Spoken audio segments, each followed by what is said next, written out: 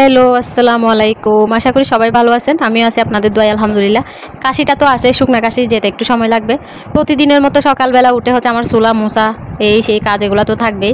আজকে একটা মিনি ছোট্ট ব্লগ নিয়ে আসি। দুপুর পর্যন্ত যা করলাম, তাও এখান থেকে অর্ধেক কাজ কিন্তু ক্যামেরা আউট হয়ে গেছে, কারণ আমি ওইরকম পারি না এখনও। তো আস্তে আস্তে আর কি, যেহেতু অতিরিক্ত চাপ নিলে আমি আর মাথাটা সহ্য করতে পারি না। তো এই আবরারকে দিয়ে এসে হচ্ছে আমি এই কাজগুলো করতেছি।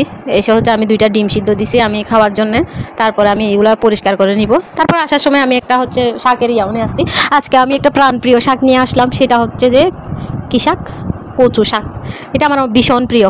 তো বরাবরের মতোই 4টা রুটির খামি দিলে হয়ে যায় 10টা। 8টাও হইল না, বরাবর 10টা হয়ে গেল। হাই হাই, আমার কখনোই এরকম হয় না যে এই যে যতটা রুটির ইয়া দিয়ে অতটা হয় না, কেন জানি অনেক বেশি হয়ে যায়। একদিক দিয়ে লাভ হলো আমার, আর আগামীকালকে কোনো রুটি বানাতে হবে না, কি আরাম, আহা কি আনন্দ, আকাশে বাতাসে এরকম হয়েছে আর কি। কালকের জন্য আরামে থাকবো। তো সবগুলা রুটি সেঁকে নিব না, কয়েকটাকে, আর যা থাকবে 5-6টা থাকবে ওগুলাকে আমি হালকা সেঁকে নিব। এইদিকে আমি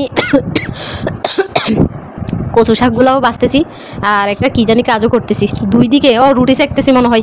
একদিকে রুটি করে, একদিকে এইভাবে, তারপর এইদিকে কতক্ষণ ক্লিক নিই, ওইদিকে কতক্ষণ ক্লিক নিই, এইভাবে আর কি। সংসার জীবনের সংগ্রামে জয়ী এরকম জয়ী আর কি। যতক্ষণ করতে পারবো ততক্ষণ ভালো থাকবো।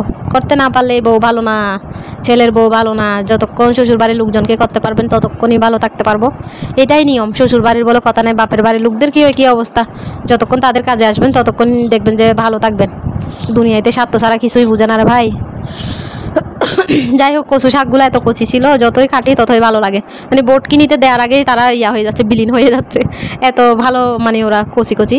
যাই হোক, একটা নিছি, পরে ভাবতেছি ভুল হয়েছে। একটাতে তো আবার একজনকে না দিয়েও তো খাওয়া যায় না, তো আসলে হবেও না মনে হয়, কম করে হবে। যাই হোক, এটা আজকে রান্না করবো না, আমি কেটে কুটে একদম রেডি করা হচ্ছে, রেখে দিব হচ্ছে কোথায়, ফ্রিজে নর্মালি। কারণ হচ্ছে এটা আমি খাবো হচ্ছে ফাতিয়ার দিন, যেমন কি মহরমের দিন রান্না করবো। আমার ওই দিন মাংস রান্না করে, মাংস দিয়ে আমার কিছুই খাইতে ইচ্ছে করে না।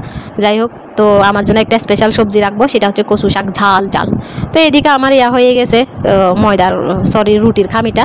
তো এটা তো ভালো করে করতে হবে। এদিকে রুটিগুলো বেলে আমি হচ্ছে কি করছি, বিছনাটা গুছাইছি, ঘর ঝাড়ছি, টুকিটাকে আরও অনেক কাজ করছি, যেটা ক্যামেরা আউট হয়ে গেছে। সব কাজ ক্যামেরাতে নিতে পারি না রে ভাই, যুদ্ধের মধ্যে থাকতে হয়। তারপরে সকালের টাইমে যে কাজগুলো আগায় মেয়েদের, এগুলো 12টার পর ওই কাজগুলো আগায় না। তো আমি রুটিটা কয়েকটা বেলে নিচ্ছি, খাবো আর খাওয়াবো, যেমন জামাইকে খাওয়া আর নিজে খাবো। আমি তো আগেই খেয়ে ফেলি, ও তো বাপরে বাপ যে লেস বাড়ি উঠবে, দাঁড়াবে, বসবে, এগুলো করতে করতে আমার সব সময় খেয়ে গেলে। এদিকে আমি রাতে বাজার আনছি, ওগুলো খুলি নাই। ও বাপ, দুধ দেখে তো আমার মাথা হয়ে গেছে উল্টাপাল্টা। এটা কি দুধ আনলো? আমার হচ্ছে চায়ের জন্য ভালো দুধ না আনলে আমার মেজাজ হয়ে যায় খারাপ। এইদিকে পাড়ার দোকানে নাকি এসে ভালো দুধ নাই, থবা তো বাস্তাগফিরুল্লাহ।